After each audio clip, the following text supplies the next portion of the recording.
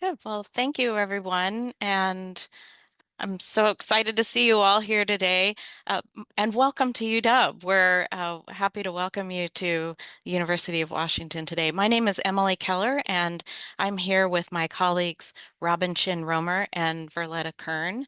And our presentation today is kind of your library's 101. It's the essential information to help you get oriented, hopefully save you some time, and expand your awareness of the range of support that we provide here at the libraries. I'm going to start by sharing some of the key basics and starting points as you get up and running. Robin, if you could share the links. Oh, thank you for sharing the link to the slides so that folks can follow along. We've got a number of links in these slides that you might want to explore. And we're going to have time at the end of our presentation for any questions that you have along the way. So a little bit about who we are. The UW Libraries includes 15 libraries across our three campuses, which includes UW Bothell and UW Tacoma campus libraries. And here's a nice little secret that not a lot of folks know. We also have a library up at Friday Harbor Labs in the San Juan Islands. So that's a very special place. So we really just want to highlight that our support extends beyond even just providing access to books and journals. We really see ourselves as your research partners and to help navigate kind of the entire information ecosystem. So our website, lib.washington, lib.washington.edu is really your portal to many of our most popular resources and services. And I'll just highlight that this includes help from actual human beings. You'll notice an Ask Us link in the upper right-hand corner of all of our web pages. And that's your entry point for asking questions anytime, any questions, whether it's about your library account, a question about our services, help with identifying starting points, or more advanced questions along the way. Through our Ask Us services, you can chat with us in real time. Again, that's with a human being, not a chat bot. You can send us questions asynchronously, and those get routed quickly to the right person to respond. So these services are really like having your own personal concierge service to the libraries. Under the Start Your Research dropdown, this shows some of the major headings for some of our most popular services and resources, which includes an extensive range of article and research databases, e-journals, and research guides for identifying key resources by discipline. So depending on your field or your research approach, some are going to be more relevant to your daily work than others, but we're also happy to help you identify those starting points.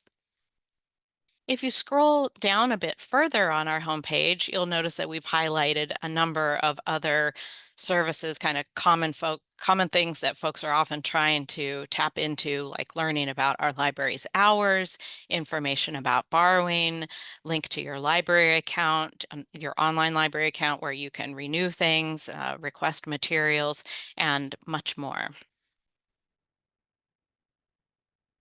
We also provide discipline-specific tools and support, and you can find your way into that support through our research guides. These are curated pages that offer key starting points and tools in your field of teaching and research. So these guides are also pathways to finding contact information for individuals or teams who specialize in supporting different academic areas or needs.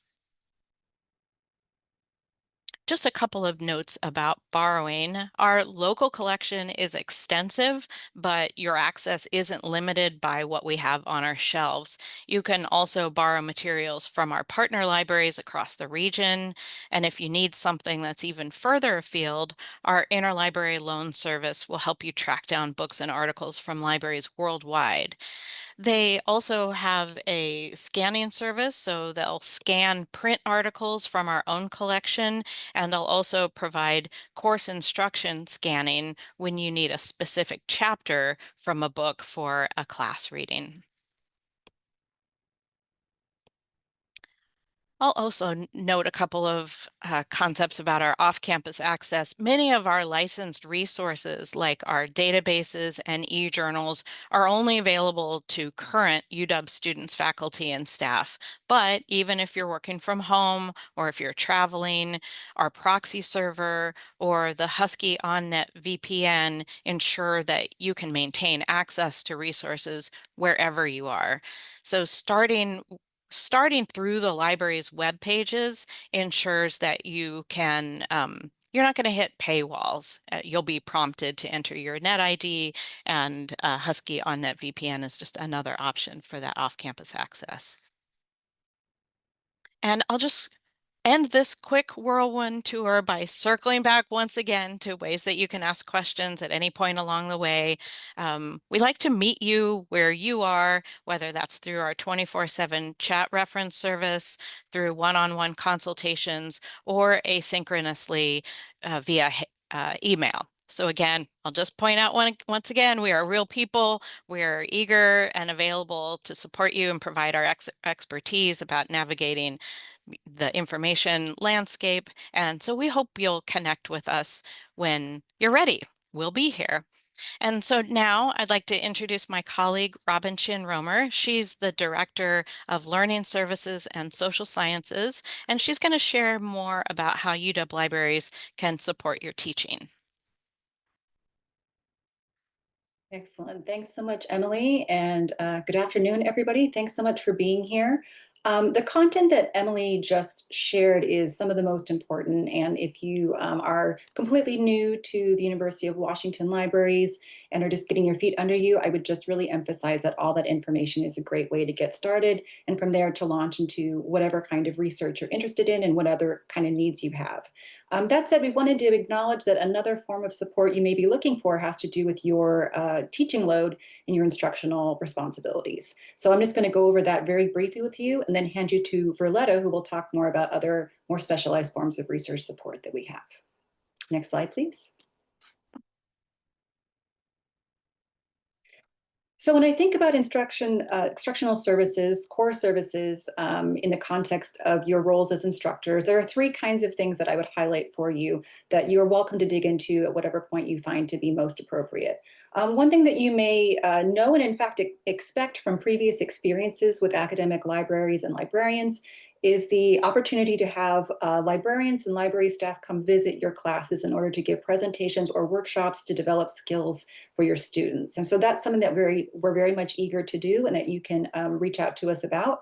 For example, this exact kind of presentation and the content that Emily shared before may be of really important use to your students or to a program orientation if you have that kind of special role. So that's something that we do, and it helps put students just really in the world of research through the libraries, which can be very new to them. Additionally, there are times where specific research skills or research tools are something that you want your students to have exposure to as part of their expectations for their degree or for particular assignments. That's something we do as well. Those workshops can span from 40 minutes to longer, and it really can be customized to exactly what it is you'd like assistance teaching to your students. I see the feedback that the screen shared slide is quite small to view. The links to the slides will be another option for you, and I'll make sure we put a link to that particular image and what it's pointing to. Thank you for that feedback. Something else that librarians can do in terms of presentations and workshops is come to your classes to talk not just about specific tools or research skills, but about broader information literacy concepts. These are things that students are coming to as part of their larger ways of encountering information. For example, something we've heard more about is students having to make decisions about how to approach the use of AI, not just in, say, doing their assignments, but just in the broader world. And so we've been developing more guides for students around AI literacy, critical approaches to AI, and that's something that you can talk to us about, especially since it does often come up in the course of their University of Washington careers. Something else we offer that may be more appropriate given your approach to teaching is online content and resources that you can insert into your classes, perhaps through Canvas or through other means, as ways of preparing your students for success. We have two online tutorials that have many different key subjects that we found are helpful to students over time. One aimed at undergraduates, which is linked. It's called the Undergraduate Researcher Tutorial. And I'll see if Verletta or Emily can put a link to it in the chat. We also have one aimed a little bit more at the graduate student transition. It's called the Graduate Student Research Institute. It's a 5-day synchronous online workshop, but it comes with this additional online tutorial resource that can be used any time of the year. We also offer class guides as a version of research guides, but more customized to the specific needs of a particular course or course series. These are all things you can reach out to the libraries about. Finally, I'll just mention that faculty consultation is always an option, not just in your researcher identity, but in your instructional identity. So if you want help coming up with a way to approach a research assignment, that's something that librarians can help you with. Additionally, we have specialists who can help you with the selection of course materials and especially with open educational resources. Next slide. The last thing to say about that is we really try and spotlight the fact that we have this specialized support for open educational resources as part of the overall goals of the university towards student affordability. If this is something you're unfamiliar with, we have an open education resources librarian who can be a great resource to you. They also specialize in open pedagogy and bringing that opportunity to your students to help create and publish material as part of their own learning. We do also offer more traditional services such as course reserves for physical items and for streaming media. These are all things that you can look into, and I've shown you some images to make it a visual reminder as well. That is just a very brief introduction. I would love to hear more about it if you have questions, but for now I'm going to hand it over to Verletta, who will take you more toward our research planning and support. Thanks, Robin. Hello, everybody. Welcome. My name is Verletta Kern. I'm the Director for Open Scholarship and Publishing and Arts and Humanities. And I'm excited to talk to you about our support for your work as researchers. So we are here in the libraries to support you throughout the research life cycle, and we're really excited to bring research support to you and your work both inside and outside of the classroom. I'm going to cover today some really broad strokes on how we can support your research and would encourage you to attend tomorrow's session on sharing and publishing your work at UW, where colleagues will take a deeper dive into some of the topics I'm going to cover right now. And you can also stop by and chat with us some more during the research networking event for more information. So in terms of planning and organizing your research, we have tools to help you gather and keep track of citations as you are gathering those research materials. Emily talked about our research guides and for different subjects. And so there's a lot of opportunity to look across different article databases for materials. And we have great citation management tools to help you track all of that information and organize it. Our Research Commons in Sueslow Library provides consultation services for selecting and getting started with these tools, so please keep that in mind. And then as you start your research, we can also help you think through data management practices and plans.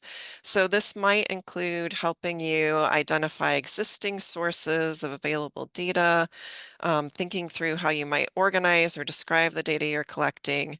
So please keep us in mind through various stages of collecting your materials for research. And as you're collecting those materials, we can also help you think through copyright and licensing, both in terms of reusing existing materials, but also how you'd like others to engage with and reuse the materials that you're collecting. So we can help you think through licensing options for your own materials that you're working with as well and pulling together. We can help you with analyzing your data in the libraries as well.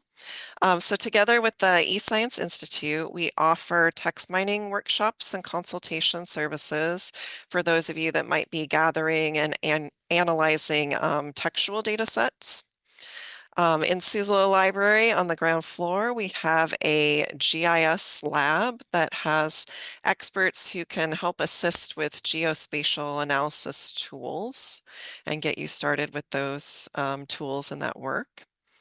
And then we also offer workshops and consultation support for data visualization. So with all of these services that I've mentioned, we support a range of users. So we help everyone from folks who are just getting started with this work to folks who have some experience but need a little bit of support, maybe troubleshooting some specific questions.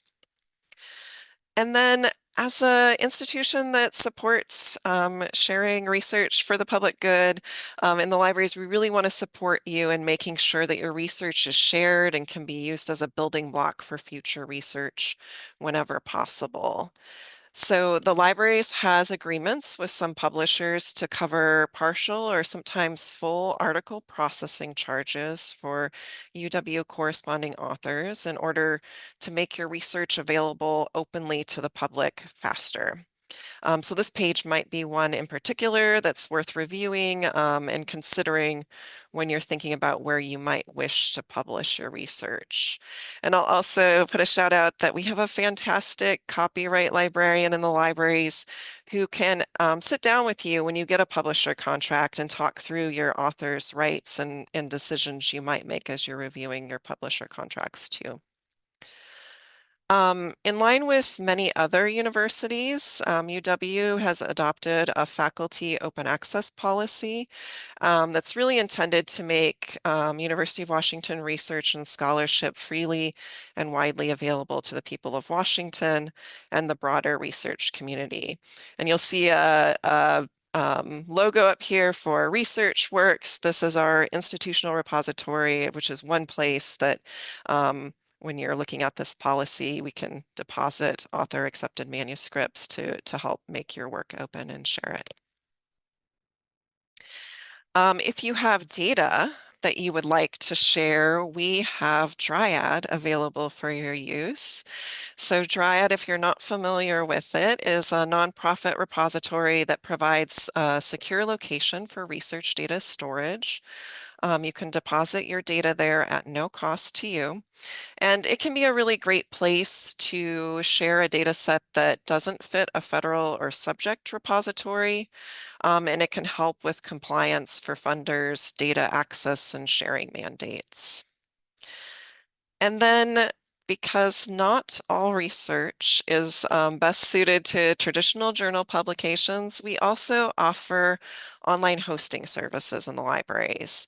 So the Digital Scholarship Hosting Service includes internet domains for individuals and project teams with with one-click installation of applications such as WordPress, Omeka, which is a digital exhibit tool if you're not familiar with it, and over 150 other options.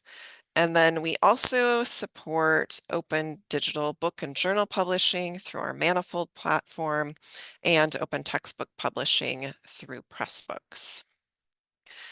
And then we also, there's more, we also are really excited to support you in sharing the story of your research and assessing the impact of your work. So we offer quarterly storytelling workshops on topics like podcasting and digital storytelling. And then we also offer workshops and consultation services on research impact and alt metrics to help you gauge the reach and impact of your work. And then finally, I'd encourage you to bookmark the Open Scholarship Commons as a place that brings together libraries and campus partners that support these services that I've just talked about. The Open Scholarship Commons brings together experts, services, software, workshops, equipment, and spaces like our new recording studio that you can see a little snapshot picture of here. And all of these things are designed to bring together researchers from diverse backgrounds to learn from each other and build the skills necessary to co-create, share, translate, and make the impact of their research visible to the world. So again, we're really excited to support you as new researchers at the University of Washington.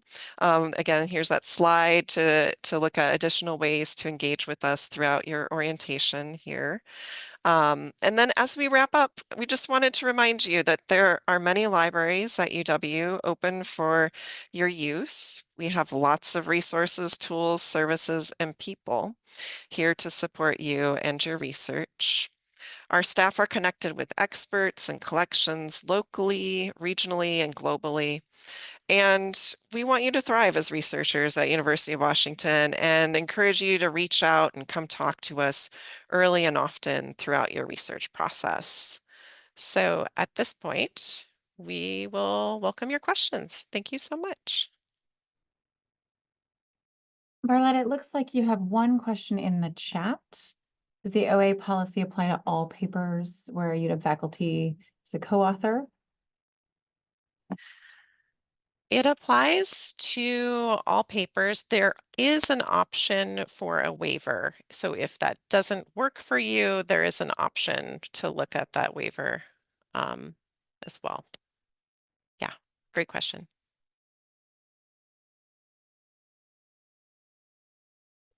Like there's another question that came in earlier with open access. Are there journal agreements where we would have open access opportunities? And if so, is there a place to find that?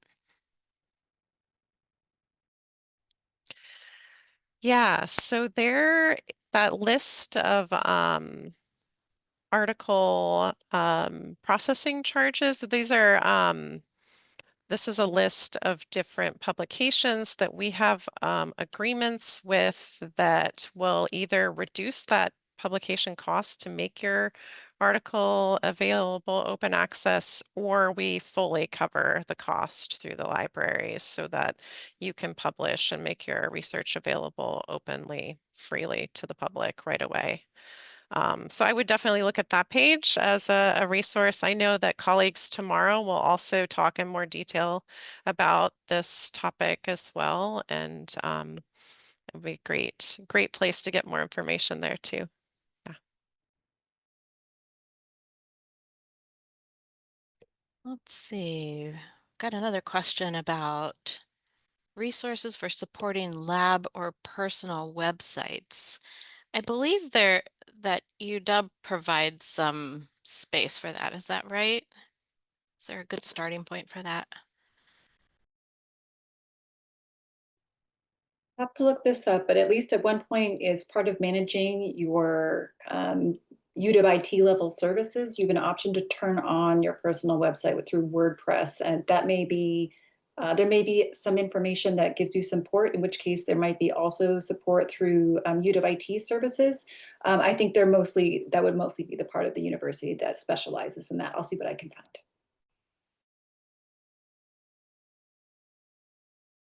These are great questions. Yeah, and it looks like Naomi's got a good link in there too. Thanks, Naomi, about Perfect. web hosting. Here's another question about resources for REDCap.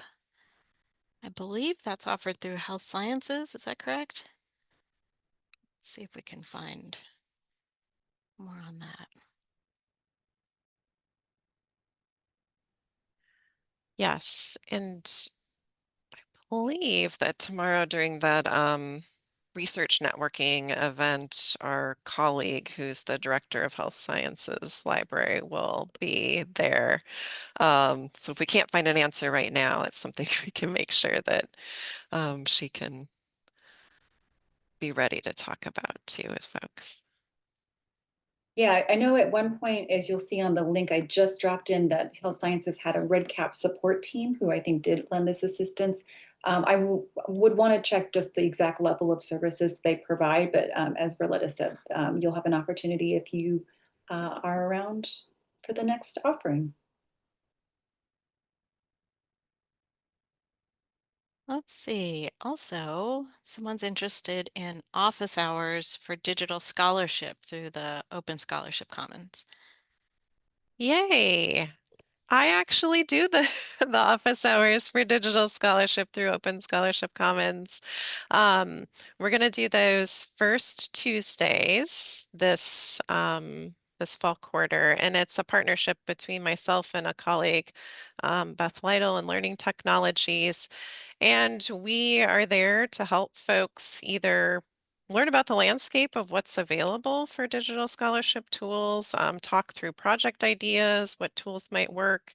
If you're working on a particular tool, we've got some expertise across some of the tools that we can help you get started or troubleshoot with those. So yeah, it's really an open space to come and talk about whatever you need support with. And if we don't have an answer, Beth and I are really well connected to folks across the university, so we're able to point folks in other directions too if we can't help you specifically.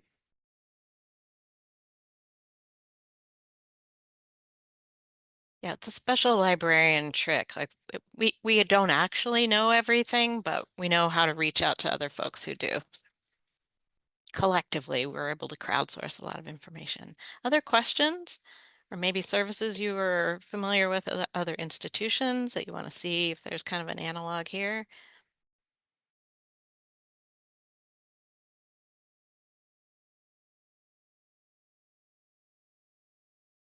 I see there's a question from Carrie. Do you provide access to statistical analysis software such as Stata? I could be saying that wrong.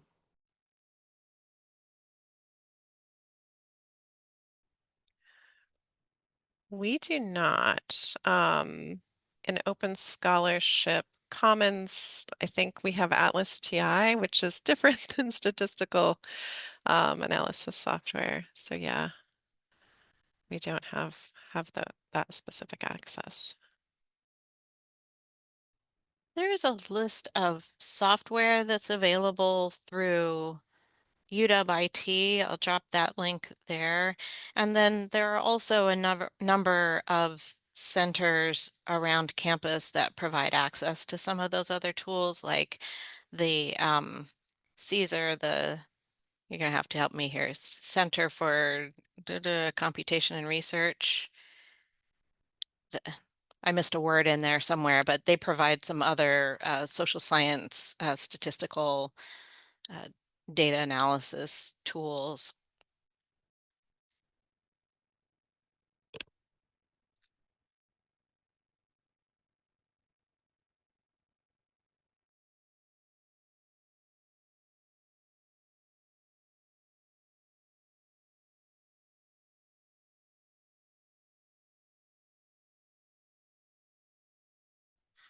That was it. Center for Social Science, Computation and Research, and they teach workshops and have a lab with access to some of these different software packages as well.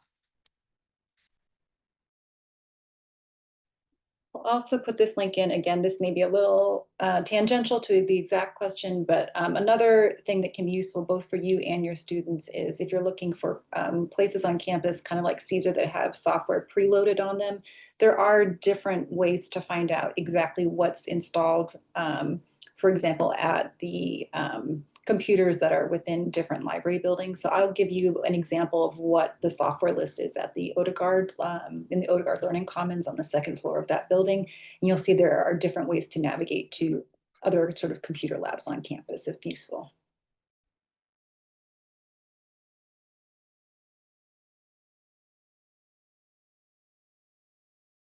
Well, looks like we're right about at time. So please feel free to reach out to us, or you know how to find us at the libraries now. And we'll look forward to hearing from you and learning more about your teaching and research as you get up and running here at UW Libraries. So once again, welcome and thank you.